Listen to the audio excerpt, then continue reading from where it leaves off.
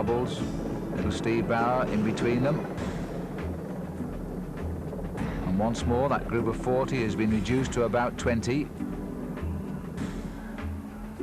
And there's Andrei Tchmil. Now beginning to find his feet once again in the Paris-Roubaix. Andrei Tchmil has come to the front. Yates is on the right of our picture here. And I must say that Yates is looking to have read the move perfectly well at the moment. This is Franco Ballerini. Tchmil wants a little bit of help. The gap is 1:37, so they've knocked about 45 seconds off with their hard work. But Tchmil is now alone, the Lotto rider. I don't think he has any teammates in this group. There's Van Hooijdonk going through. The one man we haven't seen much of, but there he is, Johan Museeuw in the white jersey. So he read my thoughts there. He's up here in this group. So the Mapei boys, it's all going well for them. Ballerini and Museeuw, and they've got Taffy trying to tag on to the leaders out in front. Well, Van Hooijdonk at the start of the season was quoted as saying that the racing is now so fast and so difficult, it's probably as hard as it's ever been. And I read that quote as a man who was then thinking like a little bit of a defeatist. But having said that, he's found his form this year, and he's right up there now in what has been a race which has often been kind to him over the years. So Van Hooijdonk is now in this leading group once again. There's Ballerini, always looking behind to check out what is going on. Van Hooijdonk got a second in Het Volk behind Ballerini. And then he finally got his win in Flèche-Brabançon, which is a Belgian classic race, semi-classic. So it does seem that the older they get, these riders, they do continue at the top of their form. Gilbert Duclos-Lassalle is a prime example, and talking to him, we haven't seen much of him lately.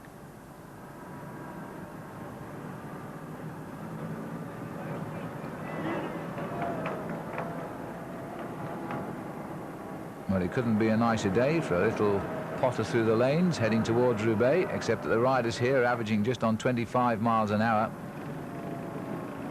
This is Max Chiandri on the right, trying to get another group going.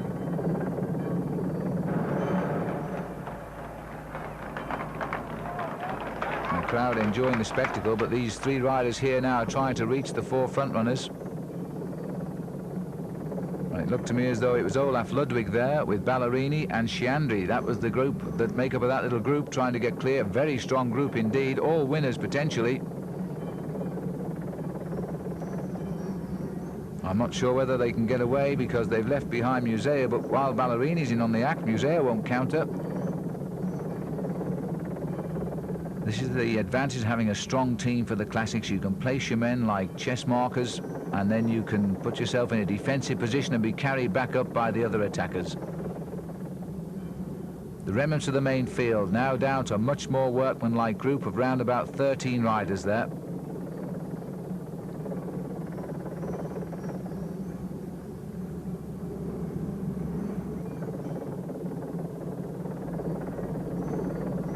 Well, they shattered that breakaway, but they're the three that's starting. Ballerini setting the pace. Ludwig and Maximilian Chiandri, who this year, by the way, has taken out a British racing licence because of his birthright, although he's always ridden for Italian, and indeed will remind you he is Italian. But the fact is he's never been selected for the World Championships, and that has always annoyed him, and he believes he can't break into the selection system. So to make sure he rides the World Championships this year in Colombia, he applied and was given a British racing licence. So no longer sure whether we should put him down as GB or IT these days. The gap is 1 minute and 3 seconds for the leaders now.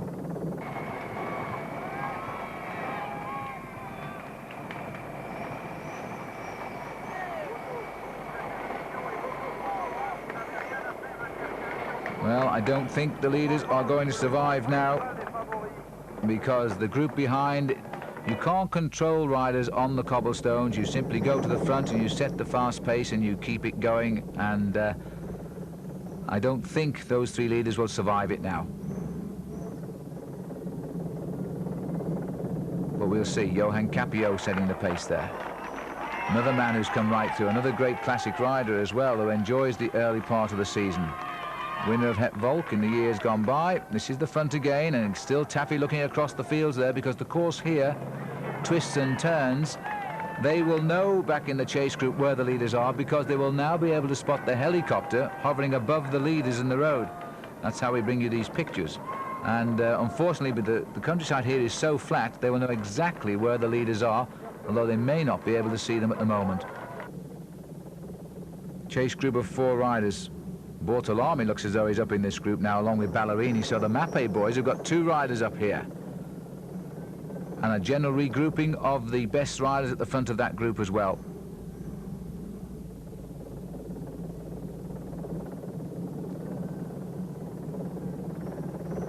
Just the motorcycles allowed in with the spare equipment, because it's very difficult to work out at the moment just where these splits are forming, and certainly you can't get service cars in, but we're going straight up to the leaders, and they're now in sight of the chasers, and still Taffy is sitting at the back. It looks to me as though Dietz is still doing the most of the work at the front. Raw aggression, and perhaps a little bit of enthusiasm as well. Let's pull back and have a look who the chasers are. It's still a very big group down there. The rider looking over his shoulder is Johan Capiot, sitting at the back. Now a chance to look down here as we see them go through. Ludwig is up here, Ballerini, Sean Yates, that's Capiot, and this is Baldato here, Fabio Baldato, and sitting at the back, Motorola have the second man up here. The 2 men who get motivated by Paris-Roubaix are both in this chase group, which I think will shortly become the lead group, and that is Steve Bauer and Sean Yates. Bauer sitting at the back. He's going to feel pretty good about the way things are going right now. A little check over his shoulder to see if that main field is going to get back. But each time you crack on the cobbles, well, it's another effort to join, and you can't do it forever. But in this group, we've certainly got Ludwig, Ballerini, Chandri, Yates, Bortolami, Baldato, Museeuw, Bauer. Nelson is here as well. So it's a real select group, is this now. Still a little bit riders not wanting to work, a lack of cohesion perhaps, and that's going to leave that breakaway dangling out front. Museeuw just ticks through here. He's not really putting home the attack. Taffy they don't see as a winner for them, but they do see as an annoyance that breakaway. Baldato wants a drink, so he's going back for that. And George Hincapie has rejoined this group because he's here too. And there is Duclos-Lassalle, number 61. He's back. Edwin van Hooijdonk is here. Number 14 is Nicola Loda. It's a good move by the MG rider to come into this breakaway. So again, we've seen riders claw their way back from the remnants of the peloton.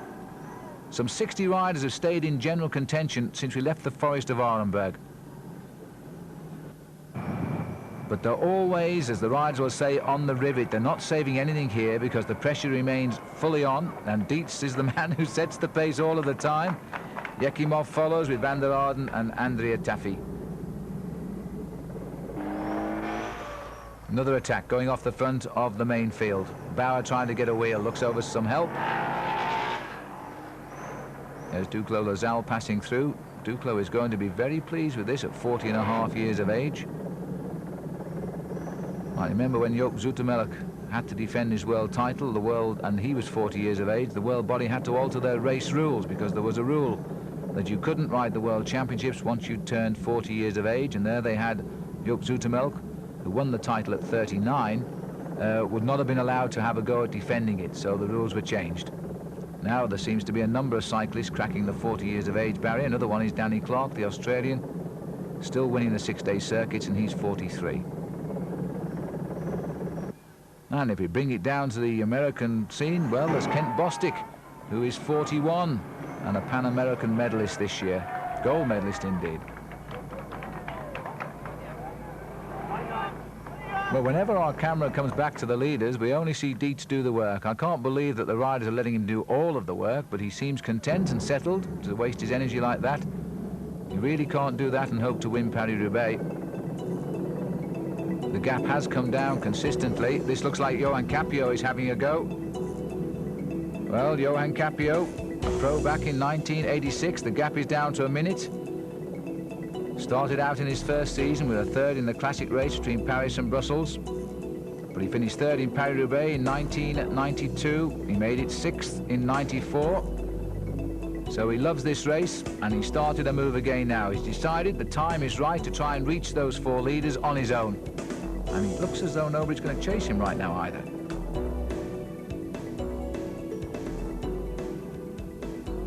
So this is Seclin.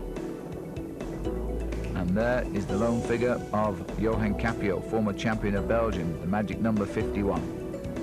That number that keeps on winning the Tour de France. And this year, by the way, also won the Tour of South Africa on the back of Michael Anderson of Sweden.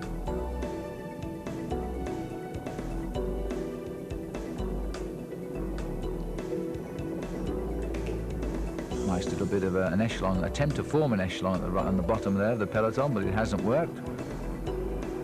And here we go, back to the front.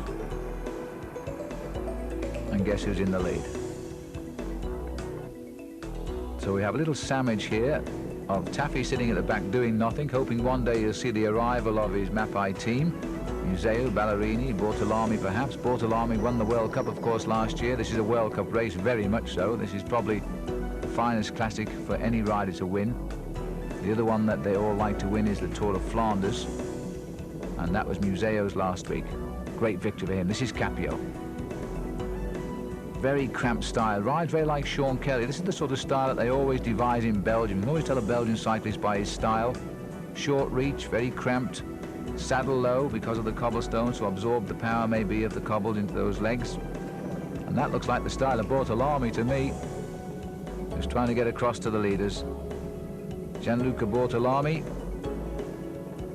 the World Cup holder, has gone, so the Mapei boys are going to start blocking now. They put Bortolami up there. And well, having said that, just to prove me wrong, that's Ballerini who's flown out of that group. Franco Ballerini is trying to reach his teammate Bortolami. Well, he'll only go if nobody follows. He won't surely know. He's checking to see who's coming. The answer is nobody, I think. Because Franco Ballerini wouldn't take a rider of any note across to his teammate, surely. But Bortolami is up there and Ballerini is going for him, and Johan Capiot is the other man. Well, any thought now that there was some serious damage to the shoulder of Ballerini, I think has gone out of the window, because that rider's on form. And that will certainly be good news. And it looks to me as though, in fact, Bortolami's now spotted the figure of Ballerini coming. They're good friends on and off the bike, although they're also teammates, of course. And I think if Bortolami's realised it, he's going to wait now, and he's just going to let Capiot keep the pace tapping over until Ballerini gets up to him. This is a great move by Mapei, and now we know fully why Taffy was told to sit at the back of that breakaway, a breakaway he indeed created himself, and wait for the arrival of one of the big heads of the team. And now Ballerini coming up like a rocket here, and Bortolami is quite prepared to ease back too and bring him on too. Capiot's not going to be interested in what's going on behind him. He's going to make it hard as possible. This is back up front. And in fact, it looks to me as though there's only 3 riders here, unless Taffy has gone off our picture to the right. Maybe the message has reached him. Let's have a little look. No, he's still there, sitting at the back.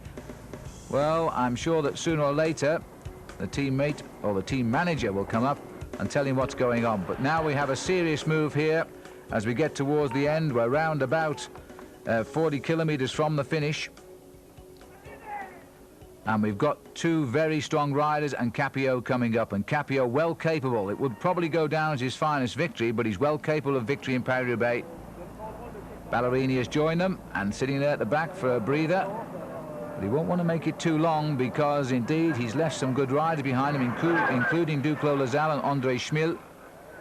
And indeed his teammate, Johan Museeuw, who will not be chasing now. Museeuw's position has been compromised in Paris-Roubaix now, because he's the leader of the World Cup. But he can't advance that position without damaging the 3 riders from his own team who are out front.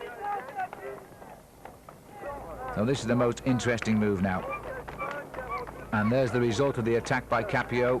They've now got the leaders down to 40 seconds. Surely they're going to pick them up. Sector 7 of the cobblestones. We're counting down to Sector 1, remember.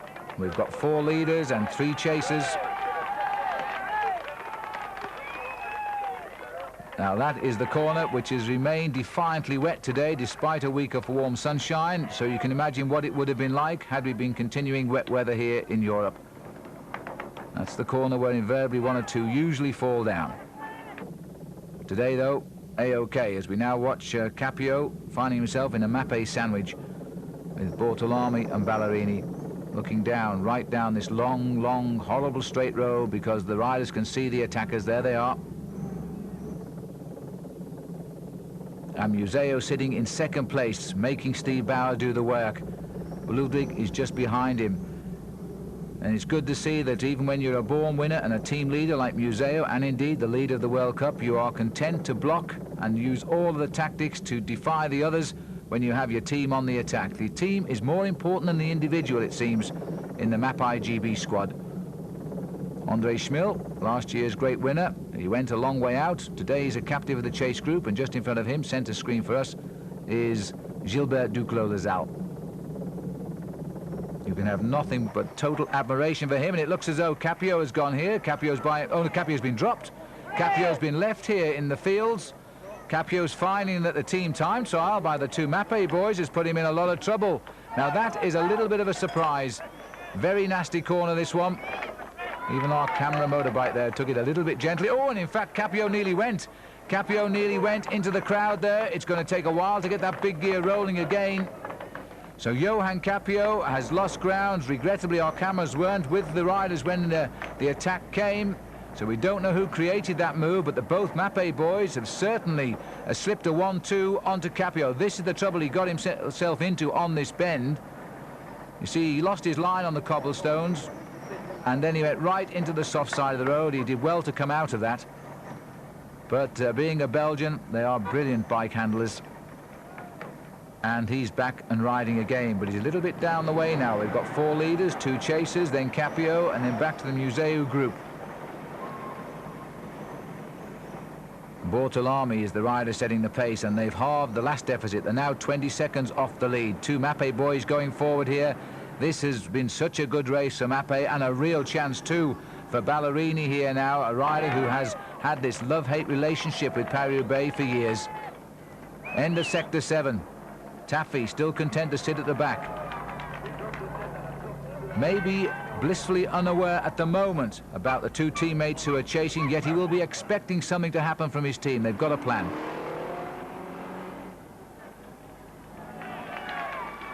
And look at the speed of these two. They're out of sector 7 now, so that's never 20 seconds. I would say it's more like 10 or 12 seconds the gap now. These 2 riders are going across to the leaders. This will be a nasty shock to Vanderaerden and Ekimov and Dietz. And I would think that Taffy will be all smiles when he sees 2 of his teammates arrive. The very 2 he would love to see, the World Cup holder, Bortolami, who had a magical season last year with 2 World Cup victories. And then a stage win also in the Tour de France, which almost got in the yellow jersey, but it didn't quite. That honour went over to Sean Yates at the end of that stage. And now an attack from the front, and you know, I think Taffy's gone. I think Taffy's gone. Can you believe this? Taffy has gone by himself. So Andrei Taffy, he may or may not know his 2 teammates are almost reaching out to touch the back of the lead group, and Taffy has gone himself. Now this is going to throw a little bit of confusion among the Mapei team, for the moment at least, but this is Andrei Taffy. He's having a tremendous Paris-Roubaix, because before we got vision on our cameras, we could see this rider. The pace he set at the front till he finally cracked the bunch went on for kilometres, and he never looked for any help until he finally got away.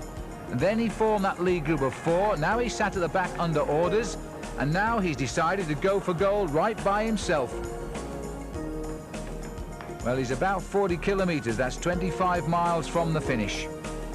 An awful long way to hold off everybody who are flat out in Paris-Roubaix. But it's been done before.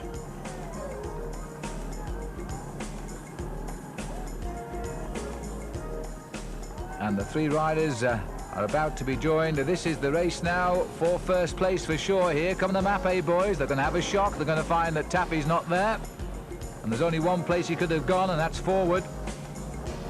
But in fact, it looks to me as though Taffy is there now, because there are 4 riders back in our screen, so the reaction has come. We have 4 men. Taffy has been caught. And we now have Bortolami, who's done most of the work in this chase. Ballerini's come up and sat on him. And I'm wondering if these two have had words and Bortolami has been told to set the pace and get Ballerini into the lead. And he's done that now.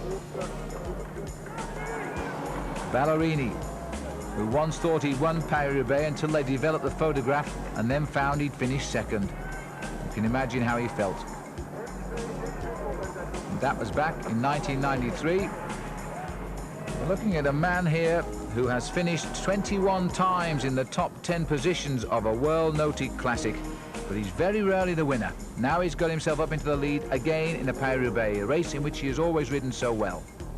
A race, by the way, in which he said back in 1993 he'd never come back to, but he comes back every year. They all do, cyclists.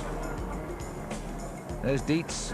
Well, he must be feeling tired. He's gone to the back behind Ekimov. There's Taffy, so he's back in the fold too. Vanderaerden. But Taffy is playing now the role of a teammate. He's got the men he wants up here. Oh, well, he's playing second place because this again is Bortolami who's gone to the front. Turning a very big gear quickly. But there's now quality in this break. A lot of substances arrive now.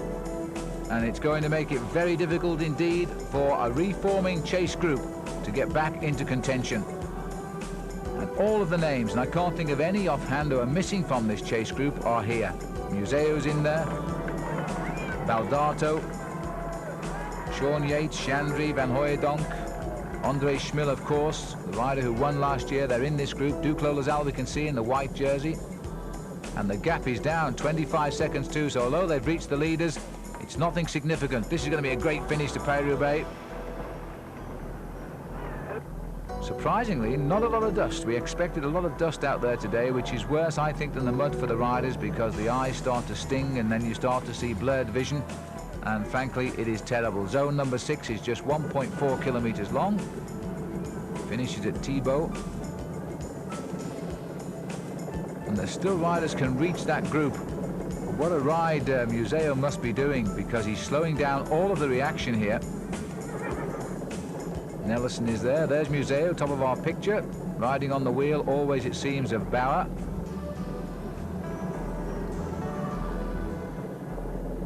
And there's an idea of the gap, and also the public who turn out every year to watch Paris-Roubaix. And the Roubaix Velodrome, where the race will arrive, where it first finished in 1896, this event is packed. They seem to manage to squeeze more people in every year. Well, the two men who created this race, Vienne and Perez, I'm sure they didn't realize quite what they started, the race to Roubaix back in 1896, but they've certainly continued the trend because the riders have kept this notoriously the greatest classic of them all. Back with the leaders, Ekimov now on the wheel of Dietz. I don't think Dietz is feeling quite so good now. Bortolami has slipped through to the back as well. This is a real good breakaway of 6 riders, but the main chase is not very far behind. Capiot is also back in that group, don't forget. Second time he's ridden this. I can remember his words like it was yesterday when he walked out of the stadium last year. He just said, "It was awesome, man." And now he's back. He loves it.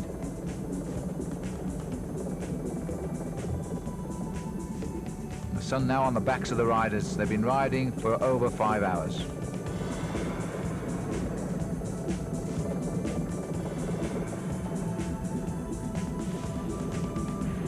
Team Motorola searching still for that big classic win, setting the pace once more.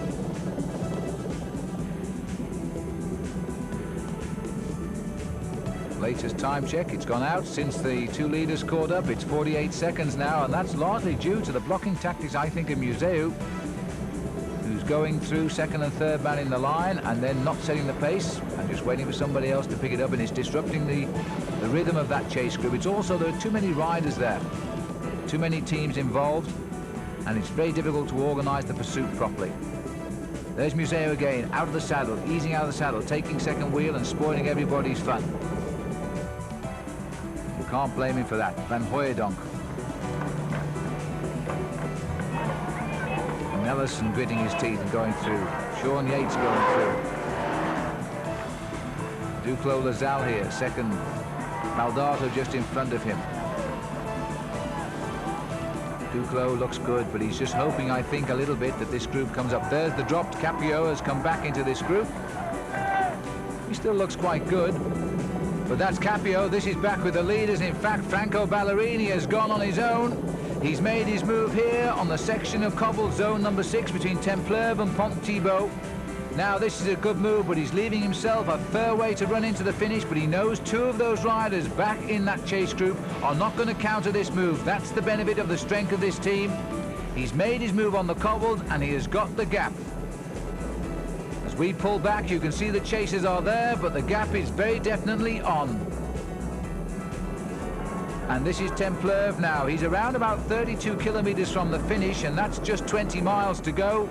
And Ballerini has put his gloves on the table here. He knows if it fails, Bortolami is still there. Taffy is still there, but we don't know how strong Taffy can be now. Franco Ballerini, he's riding better than ever before. He seems to have found all of his old confidence. He came up with his victory in Het Volk in Belgium this year. Turn professional. Duclos-Lassalle has got a problem. Lassalle's punctured. And in fact, he wants the television camera out of the way. He is fuming. The camera's stopped to watch. Duclos-Lassalle, and I'll leave you to speak French because I'm not going to tell you what he's saying, but it's not very complimentary. Because in fact, Duclos-Lassalle, our cameraman, should not have stopped there. Because what he did was block all of these cars to get through. The gap is going, and the grand old man of Paris-Roubaix may not rejoin now. And that look said it all at the television cameraman.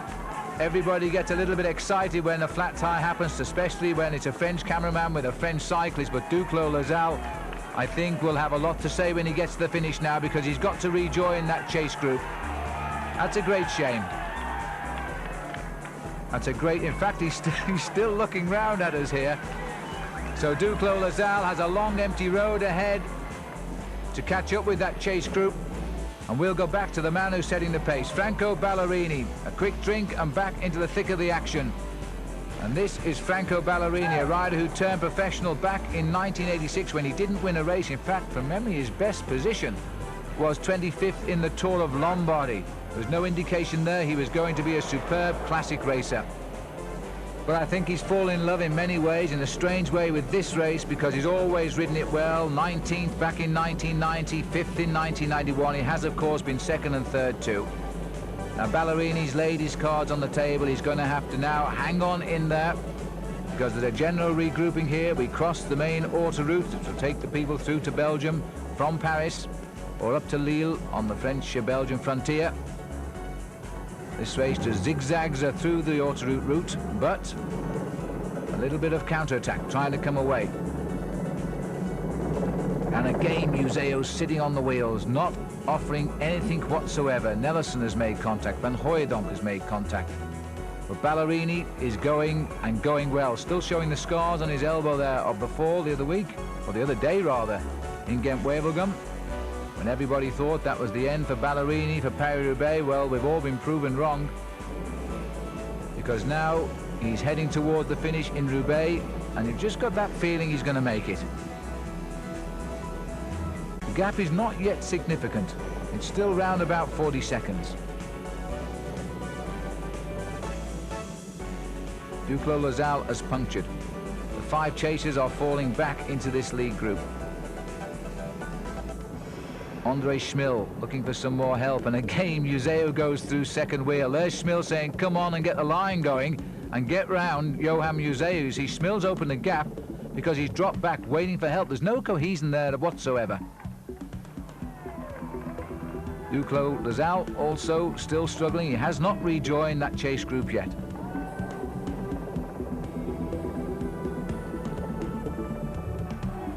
That looked to me as though it's Capiot's team car coming up for a chat.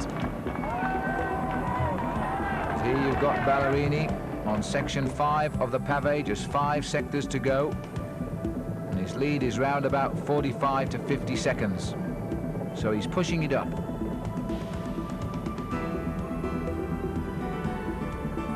These 5 riders here now are the remnants of that chase group, but they're falling back. There's 51 second confirmed. Ballerini goes into the dust, and the 5 riders here behind are no longer looking their fluid selves now. And I don't think the Dietz can have very much left at all. And the peloton are closing in on them all of the time. End of sector 5. The cobblestones are being ticked off now, and Ballerini is still going very, very strongly indeed. These are the worst sections of pavé now, but here's the good news. Here is Fernandez, who's going to tell him that he has a gap of almost 1 minute. But Bortolami is in there blocking for him, and in the main chase, Museeuw is doing a tremendous job.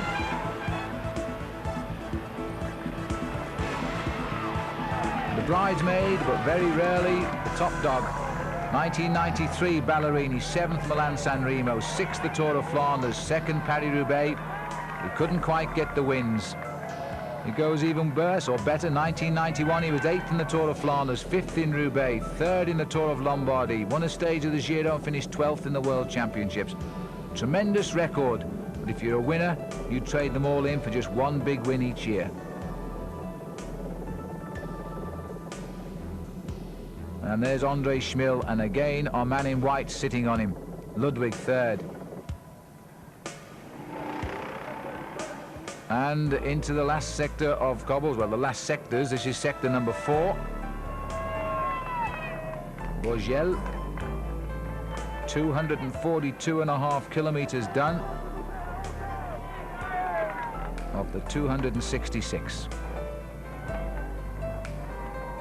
Seeking the bit of dust on the left of the road and praying now that they don't get any of those compression punctures. You might note here that unusually for the riders in Paris-Roubaix, there is no form of suspension on Ballerini's bicycle, because in fact the maker of the machine didn't want to spoil the look of the bicycle. Minute 45, Ballerini is riding to victory, and the main field again has regrouped. A lot of riders in that chase group. I'm not sure in fact if Duclos-Lassalle has rejoined, but he can't be far off getting back on. You see there is no cohesion there. It's left to Motorola again to start pushing the pace up. Now as long as they keep this up, Ballerini is going to win this race. He's going to win it by a couple of minutes. The Mapei boys have ridden a brilliant tactical race. Taffy early on, then Bortolami, Ballerini, and of course Museeuw at the back. A much different Paris-Roubaix, run off much more like a normal classic, despite the cobblestones, because the cobbles themselves haven't delivered the usual knockout punches yet. This is Van Hooijdonk having a go now. So Edwig Van Hooijdonk really seeing who's going to come with him. Well, Museeuw is straight on him and blocking him straight away. Meanwhile, out of sector 4 goes Ballerini. Van Hooijdonk is driving onto the cobblestones. Yates has got back up as well. But you see, Museeuw won't come through. He just locks off. The pace immediately drops. And here comes Juan Fernandez and Patrick Lefevre again with the good news. But, you know, Fernandez twice finished 3rd in a World Championship riding for Spain, so he's got all of the experience required now. He'll know exactly what Ballerini will want to hear. Well, the 5 are still hanging on by the seat of their pants. They're still out front. And again, Ekimov sitting in the middle, the Mapei boy sitting at the back, Vanderaerden, and the man doing the pacing once more is Dietz. But they're not going to hang out here much longer.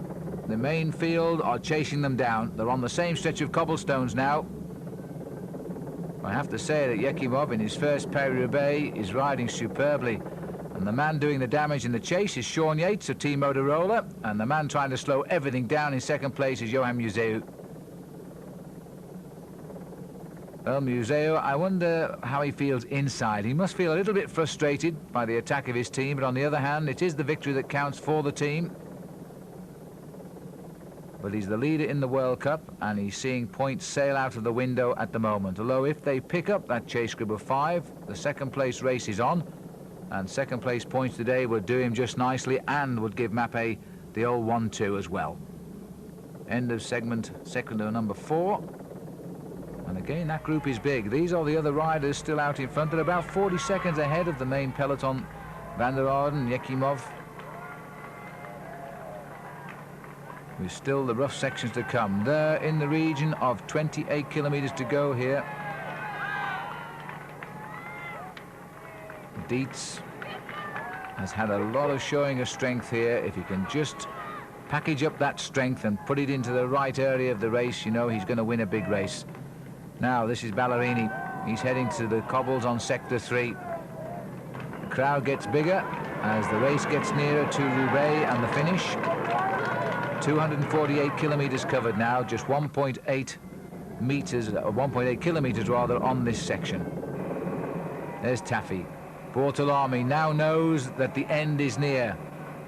The main chase is coming back, and it looks as though he might have a little bit of pins and needles there, because you grip the handlebars so hard on these sections of cobblestones. The riders quite often get blisters and also this attack of pins and needles.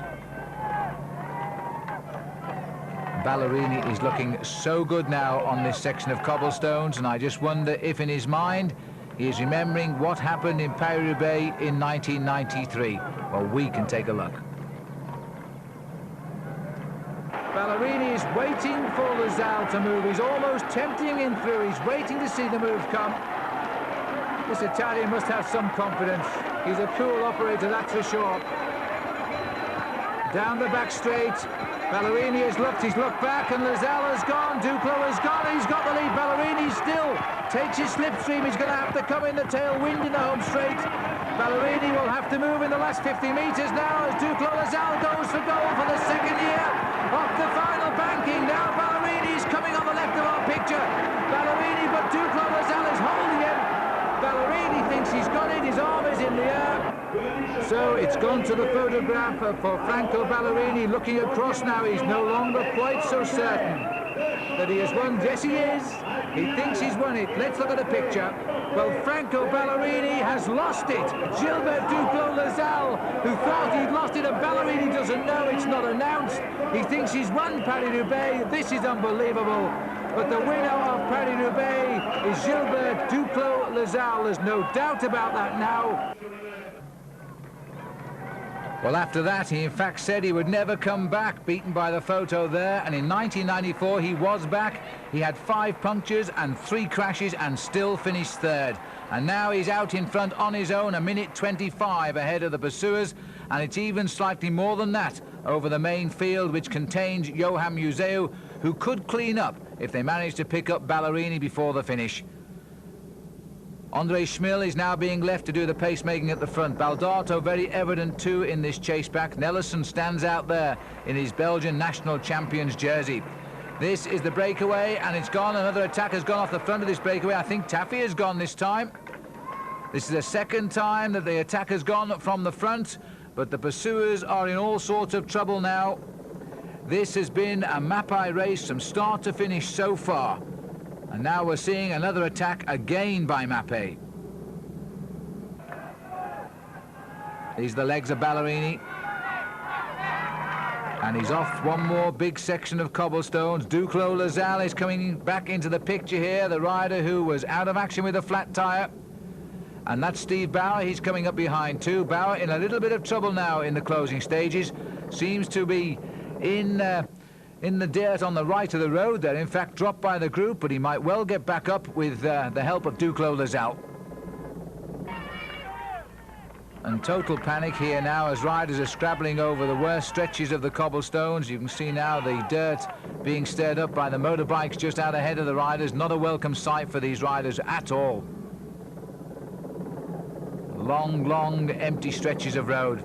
There's the group that Duclos-Lassalle is finally coming back to. He'll bring Bauer back with him now.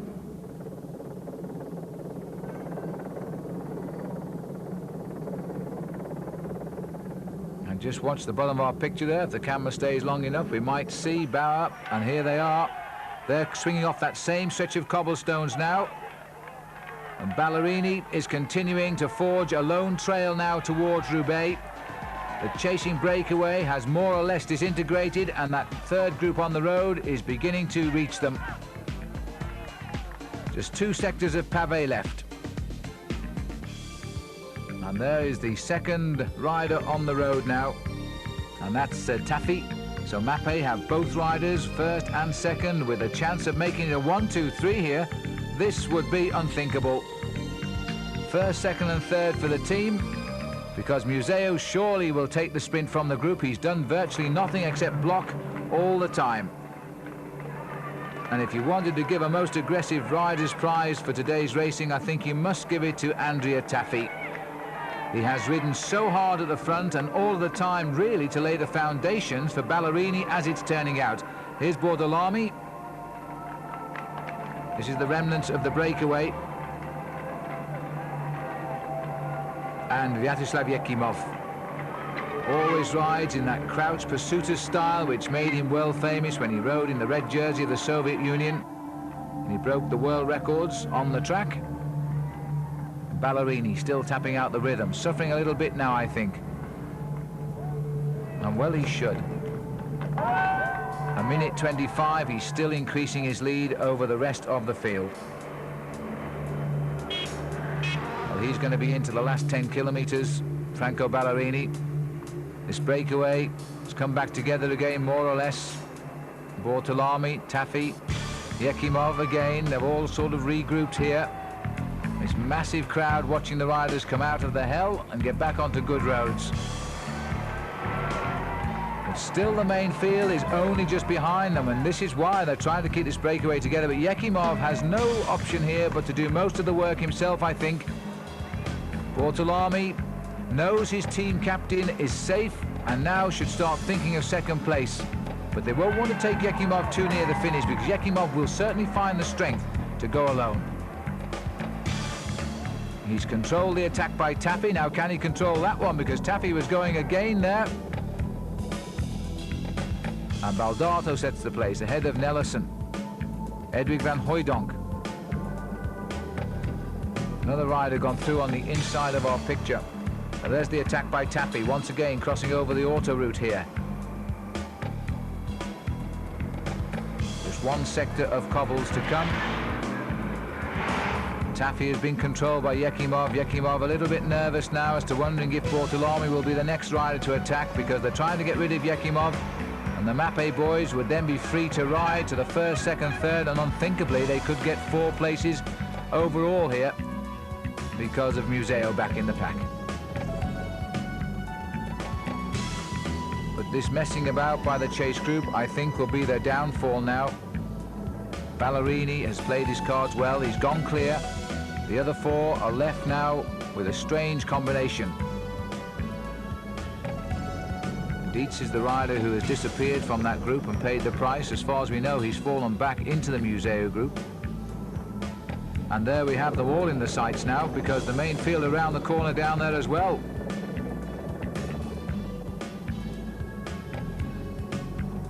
Still Museeuw watching the moves but not playing any hand. Ludwig is there, and I think I saw Dietz in that group as well.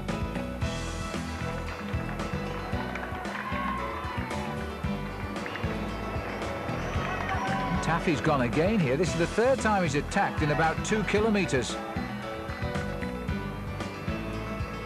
Minute 27, and now we've got Andrei Tafi going once more on his own. Their confidence has just hit the heights today. They've been doing exactly what they've wished in this race all day, the Mapei boys. They've ridden a superb race. 10 kilometers it is to go. Franco Ballerini. 6 miles from the finish. A long way when you're holding off some of the best riders in the world who are in full flight.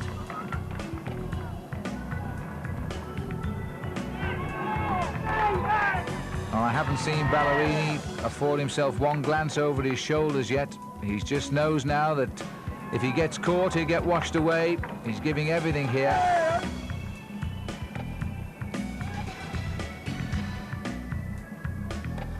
And what a change from a year ago when he had all of those problems with flat tires and crashes. None of that this year yet.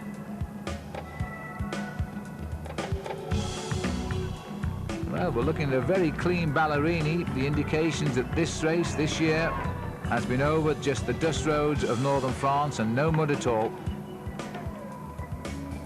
Even so, the warm shower will be welcome today, especially for Ballerini, who now I think can afford himself a little dream of finally getting his hands on that big cobblestone trophy.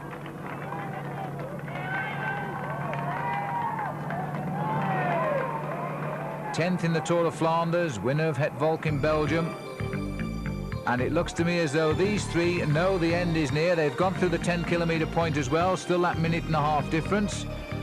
And I think they're surrendering here to the group coming up, because I think this is it. They know it's right behind them, otherwise they would have been going. They've sat up. Let's have a look. And there they are, the chase group. It looks as though it might be a small group that's coming clear. Tchmil is there, Yates is there, number 101. Well, that is Frédéric Moncassin. And Museeuw along for the ride as well. So Museeuw has come up now. And that's a good ride also by the team Novell rider Moncassin, who is a good finisher. But it's not going to be the end, because this group is also joining on. So last year's winner, Andrei Tchmil. Now, there's only one rider out on the road apart from this group. Baldato's here, number 11. Placed last year. Ballerini, the only rider to survive now. Now, what a good move it was, as it turns out, to have left that breakaway, which did not succeed. Well, Museeuw and the team know that Ballerini's gone. I wonder how many of these riders do. There's Eric Vanderaerden riding on the shoulder of the champion of Belgium, Nelson, a jersey worn by Vanderaerden when he won this race. He was the champion of Belgium back in 1987.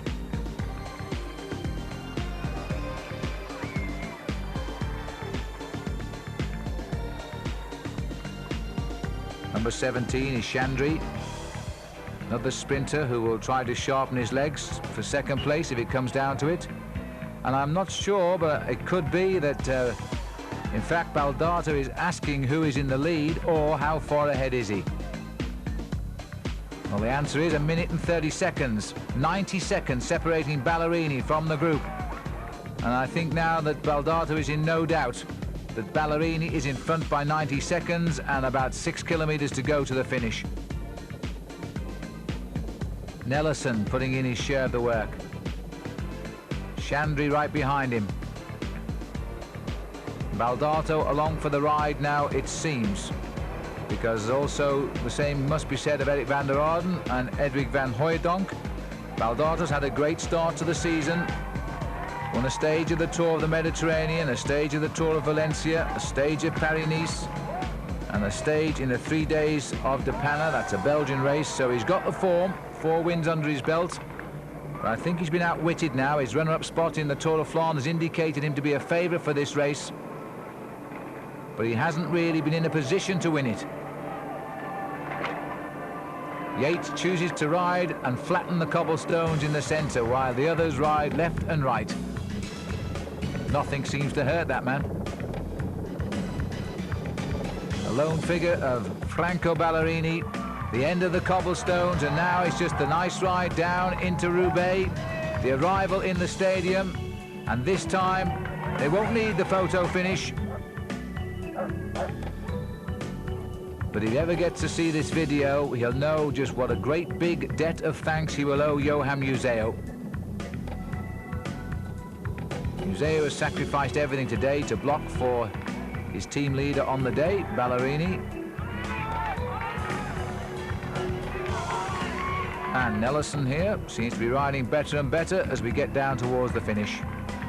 Drawn by the fact, no doubt, that just over the border he lives.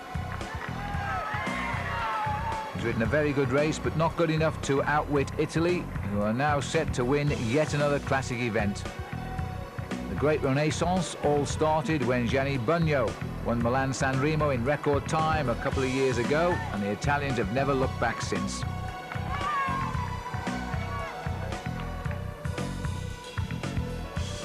Nelson doing a long turn, happy to see the cobblestones, I suppose, but nobody willing to work with him. It is still too unruly, this big bunch. Nobody really willing to give their all because they're carrying other likely winners with them.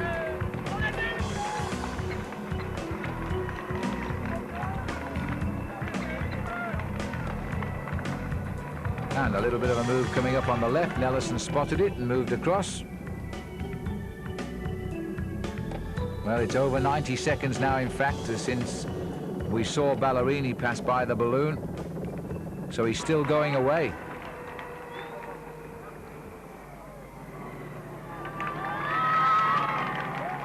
Big Wilfred out to get his revenge, no doubt, in the upcoming Tour de France.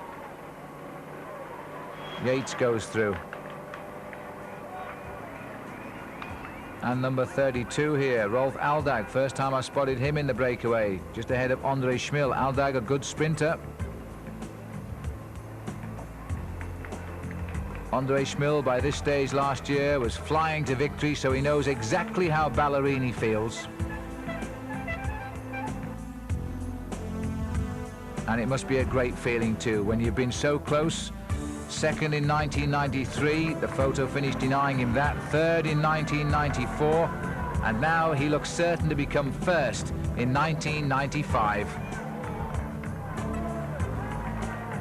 Suffering he may be, but the feeling will be a good one. He come round there very wide. He didn't exactly take a racing line into that corner.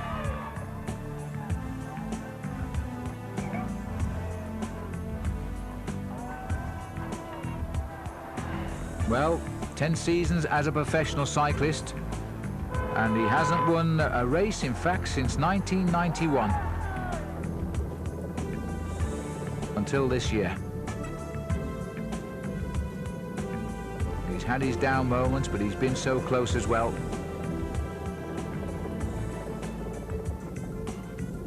But the teams have remained faithful with him, and they knew he was going well. They must have had a doubt at the start with his injuries, but he's certainly by midway threw that rumour out of the window.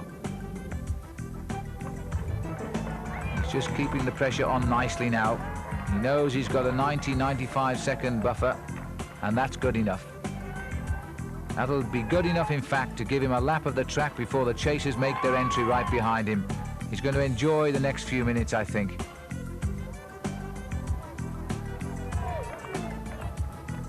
But there's always that nagging feeling, I suspect, in Paris-Roubaix. You just don't know if those tyres are going to make it as well. They've taken a battering today on the cobblestones. You don't know if there's grit lurking in there. But it's over 2 minutes now. That's a beautiful margin. 2 minutes 8 seconds for Ballerini, and still no real chase here. I think that they've actually thrown the towel in. They're racing now for second place. Number 32 is Aldag. And Johan Museeuw looking very cool and waiting for the sprint. Max Chandri in the blue in the centre, he's leading. Nelson, it should be a great sprint anyway, because these riders are all sprinters. And there's another one there too, right in the middle, from Team Novell, Frédéric Moncassin, won Brussels-Kern this year. He's another fine finisher.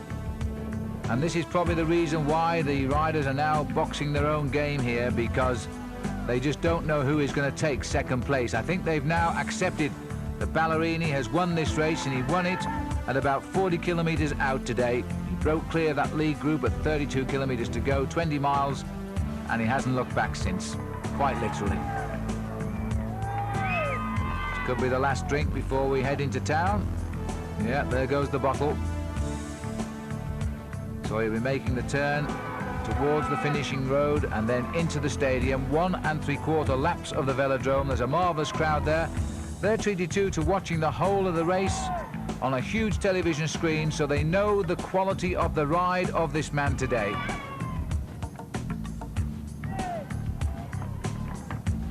A man who is not a prolific winner, but I suppose, in fairness, you could say he is a prolific loser of the classics. His biggest season came in 1990 when he won 5 races. And of the big races he lost, the Amstel Gold Race 5th, the Ghent-Wevelgem 3rd, the Tour de Flanders 10th, Paris-Roubaix 19th. He finished 4th in the World Cup though, because of consistency. And his victories included the Paris-Brussels and the Grand Prix of the Americas up in Canada.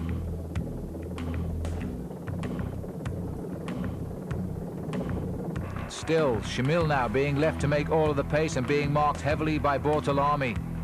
He looked over his shoulder for a little help and then realised who it was, and he knew then he wouldn't get any. Bortolami equally has played a great role today. He dragged Ballerini across to the leaders, and then he set the pace, and then Ballerini went on, and now he's playing his role again as a teammate. Well, we've seen a marvellous team in action today, a team that has, every card it's played has worked.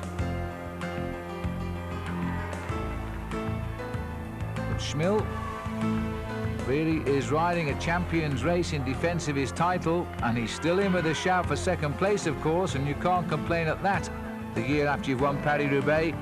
And this rider, Ballerini, is now heading down to the right turn into the stadium. There's no doubt now he is going to hear an enormous cheer out there on the velodrome. The French and Belgian crowd here just love a rider who goes for it and takes it, and you can't deny Ballerini's greatest moment now. They'll remember the day that Duclos-Lassalle got the victory when Ballerini threw his arms up in 1993. He thought he'd done enough. The photograph said otherwise, but now wait for the cheers, because Ballerini is going to race onto the track. It never fails to give you chicken skin, because the crowd here just love to see a winner of Paris-Roubaix come in alone. That's the way they always feel this race should be won. And Franco Ballerini shakes his head in disbelief. Now he sees the stadium and he's alone and he's going to win. The crowd love it. Onto the track itself now. Now the accelerations. He starts to go into the home straight. He'll have one lap to go here. Franco Ballerini is going to win this race as he goes round, and we can now join Paul Show in enjoying it. Well, there you have it, Phil. Franco Ballerini has got one lap to go in this year's Paris-Roubaix. He's been so close over the last few years to taking victory in this race. He was so close with Duclos-Lassalle a couple of years ago. It was a photo finish, and you can hear the crowd here. They're on their feet. They're saluting the man who should have won this race on so many occasions. What a fine performance by Franco Ballerini over the last 40 kilometres. Phil, take him over to the line. With the greatest of pleasure, because Franco Ballerini, so often the runner-up, the third, the fourth, the fifth, the sixth, but never the winner. And today he's going to win, and he's going to enjoy this all of the way to the line.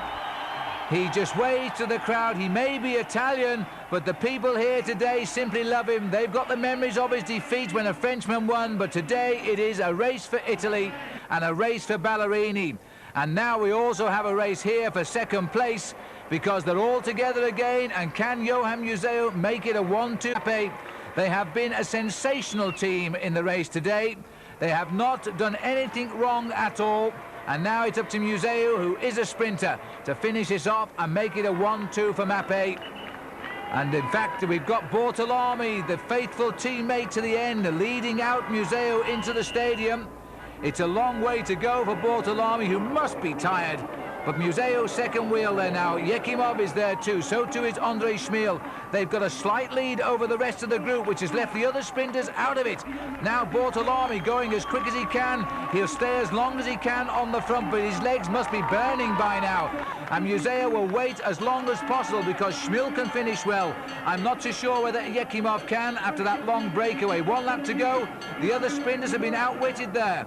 Outwitted they have been, because they cannot get on now in what is just one lap of the track to go. Now Bortolami, he is looking so tired he can't go any quicker. Museeuw's going to have to go, and he's going to have to go early. He looks across, he sees Ekimov, he sees Tchmil. Tchmil is taking him on shoulder to shoulder. Andrei Tchmil, the man who won this last year, is now taking on Johan Museeuw. Museeuw is having to lead from a long way out, and he comes round into the home straight now. Museeuw sees the finish. He's got the advantage of the inside. Ekimov is coming on the left. Tchmil is in the centre. It's going to be tight. It's going to be very tight indeed. Let's look at it again, because I really can't split here these two riders. On the right we've got Museeuw. In the centre we've got Tchmil. I just believe Ekimov hasn't got there, but I'm not too sure whether Museeuw has either. And as they come up to the line, it looks to me as though Tchmil has taken second place, and that will put Museeuw third. Let's have another look. Well, there's no doubt from that angle, Andrei Tchmil is second. And Bortolami has collapsed after the finish, and I am not surprised. He has ridden for everyone in his team today except himself. And Bortolami taking 10th place on the result as well. And Gianluca Bortolami has come of age after his World Cup victory last year. That was his big season, and I think this season could be even bigger. The Mapei team have had a great day today. They've conquered Paris-Roubaix. There's Nelson. He has finished in 16th place. And what about George Hincapie? He rode a brilliant race today as well. George, you had a marvellous race today. You were with that lead group almost until the end. Yeah, I mean, I felt really good. Just the second to last pavé section was,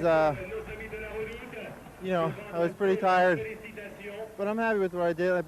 Before the race started, I told you I wanted to get top 20, and I did that. So, you know, getting better every year. We'll see what happens next year.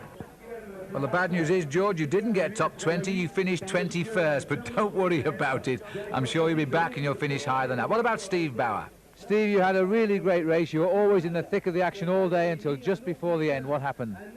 Well, I rode a strong race. When there was a breakaway up the road, I was attacking, trying to go across to it, you know. I thought it was worthwhile to make the effort then, but just after Siswang, a second sector, after Siswang, about 20 kilometers to finish, I punctured my front wheel. I got a tire change. I made a big effort to come back to the first chase group, and I left a bit of energy on the road there, you know, chasing back on, and subsequently I lost contact with that group, and then I was chasing for the rest of the race. But I think without the flat tire, I would have been in the race for second place there. The trouble was that once the Mapei boys established a lead, they really took a stranglehold of all the tactics on the race, didn't they? Well, I think Johan Museeuw was a fantastic teammate for the guys that were up the road there. I mean, everything that was going, he was on it. You know, he was just so strong. He wouldn't let anything go except his own teammate, and that's what happened. I mean, only his teammates went up the road, and nobody else moved. He was so strong. But at the end of the day, Motorola had a great race. They had so many men up there. Yates, George Hincapie rode superbly, yourself. I mean, it seems to me the older you two get, Yates and Bauer, the better you get. Well, it's, you know, this is our type of race. I mean, I think we did a good race. Maybe without Johan Museeuw, we would have been up the road in a breakaway and chasing down Franco Ballerini. But like I said, Johan, he controlled everything. We did our best to make a move and go across, but there's nothing to do. And for Steve Bauer, a 17th place today, and for this man, after knowing what it's like to finish third and second, Franco Ballerini finally gets his big victory in Paris-Roubaix. He'll remember it for the rest of his days.